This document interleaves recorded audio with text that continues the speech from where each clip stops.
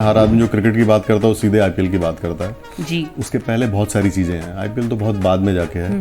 आपको पहले स्टेट में आप एम्पायरिंग करें, फिर स्टेट वाले आपका नाम स्पॉन्सर करते हैं। आजकल लेवल 1 लेवल 2 के एग्ज़ाम होते हैं, तो वो लोग जो एम्पायरिंग कर रहे हैं उस क्राइटेरिया में आते हैं।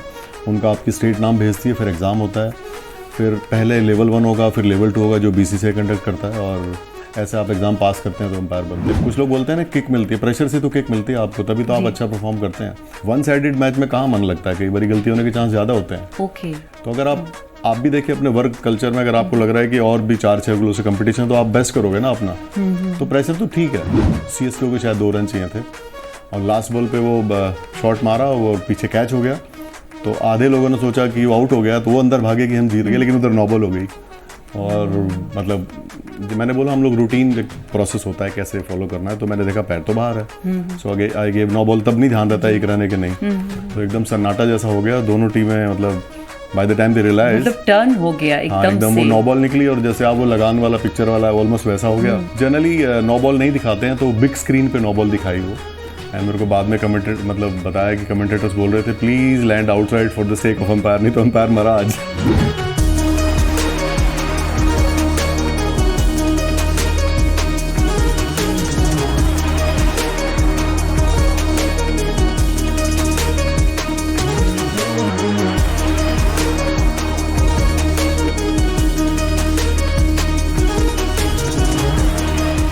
नमस्कार, आदाब, आवाज़ द वॉइस में आप सभी का स्वागत है।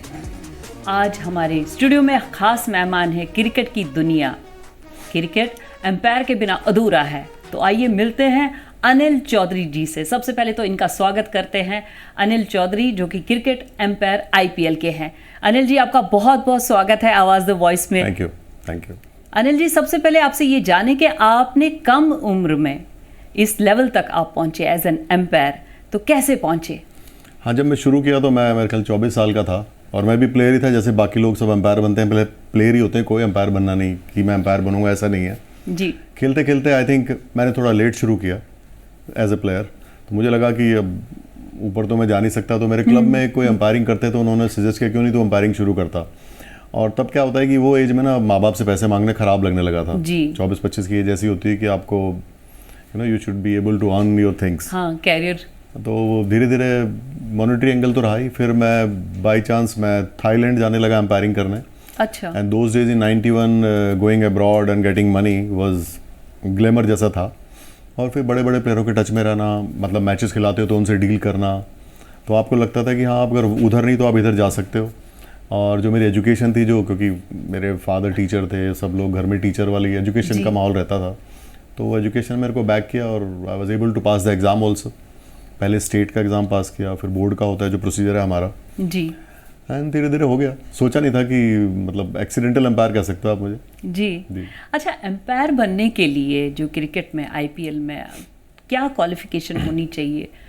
आप इसको ऐसे लीजिए, आप तो सीधा क्या आजकल क्या फैशन है, हर आदमी जो क्रिकेट की बात करता है वो सीधे आईपीएल की बात करता है। जी। उसके पहले बहुत सारी चीज़ें हैं। आईपीएल तो बहुत बाद में जाके है।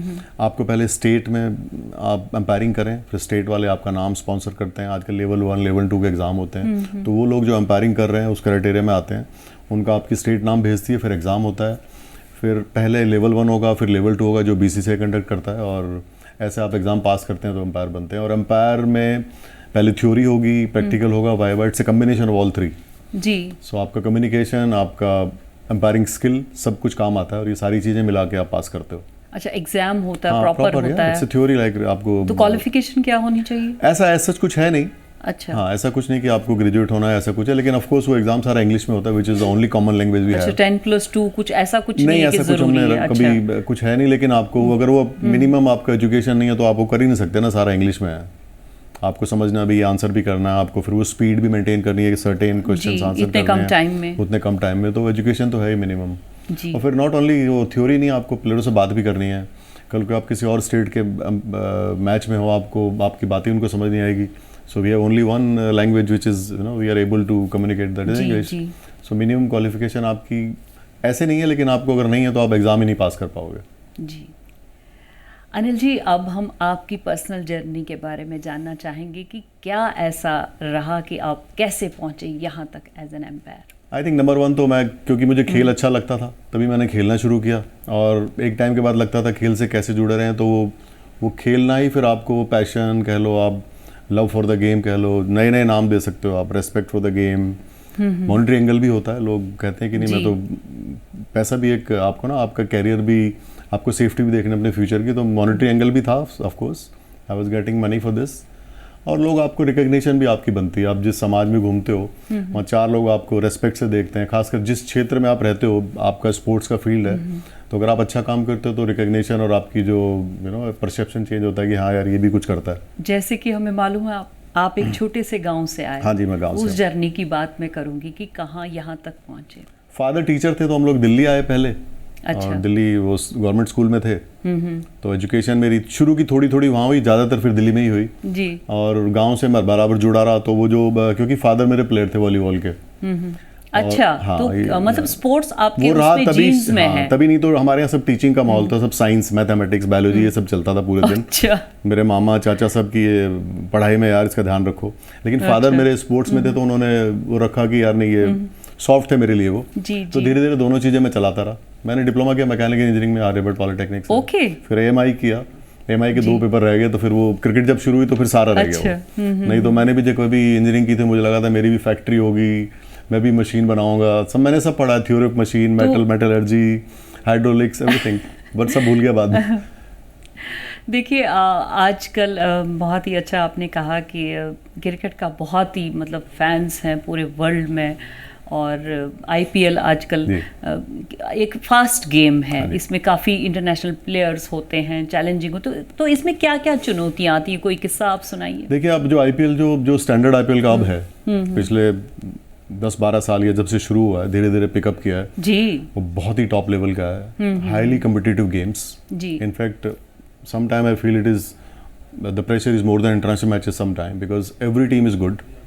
आप हर टीम में जो 4 प्लेयर डालने से हर टीम इतनी बैलेंस है कि आप देखते हो कोई मैच चल रहा है आराम से लग रहा है, इधर जा रहा है फिर एकदम से शुरू हो जाता है, बिकॉज स्टैंडर्ड इतना हाई है, आप जरा सा मिस्टेक करो रिकवरी का टाइम ही नहीं आपके पास नहीं। हाँ। तो और इतने सारे स्टेक होल्डर्स हैं, कमर्शियल एंगल्स हैं, बहुत मतलब बड़ी चीज़ें आपकी स्टेक उस पर लगी होती हैं कि ना इमेज पे कह लो या आपके ब्रांड पे कह लो, तो बहुत हाईली कम्पिटिटिव टूर्नामेंट है, सर्वाइव करना बहुत मुश्किल अगर आप कैपेबल नहीं हो तो। ओके। आप ऐसे बाई चांस नहीं खेल सकते इस गेम को, हाईली कम्पिटिटिव जी, क्योंकि इसमें बेस्ट प्लेयर्स होते हैं और ऑल ओवर यहाँ से मतलब इंडिया की बात इंटरनेशनली एक चैलेंजिंग होता है, तो क्या एक एम्पायर के लिए क्या कभी कभी पर्सनली कुछ घबराहट होती है? देखिए प्रेशर ज्यादा होता है, आपके साथ कुछ ऐसा हुआ, आप उसको प्रेशर तो आना ही चाहिए, अगर प्रेशर नहीं आएगा तो आप वो फिर आप 100% नहीं कर सकते।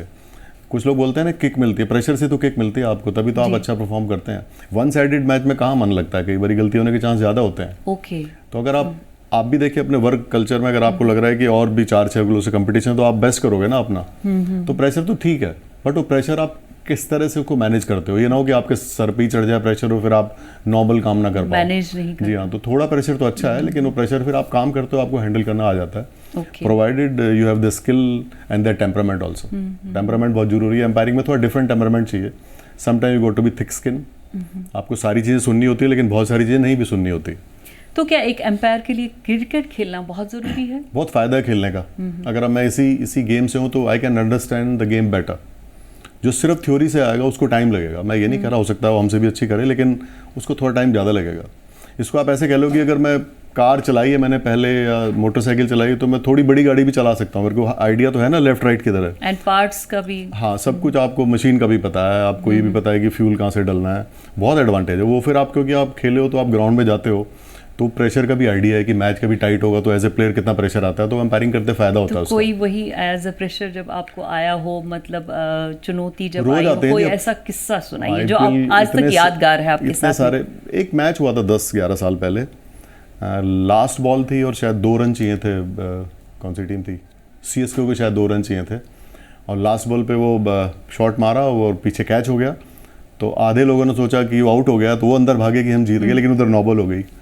और मतलब मैंने बोला हम लोग रूटीन प्रोसेस होता है कैसे फॉलो करना है, तो मैंने देखा पैर तो बाहर है, सो आई गेव 9 बॉल, तब नहीं ध्यान रहता है 1 रन है कि नहीं, तो एकदम सन्नाटा जैसा हो गया, दोनों टीमें मतलब by the time they realise, मतलब टर्न हो गया एकदम एकदम से। वो नो बॉल निकली और जैसे आप वो लगान वाला पिक्चर वाला ऑलमोस्ट वैसा हो गया। मैं उसी पे आऊंगी। और वो जनरली नो बॉल नहीं दिखाते हैं, तो बिग स्क्रीन पे नो बॉल दिखाई वो।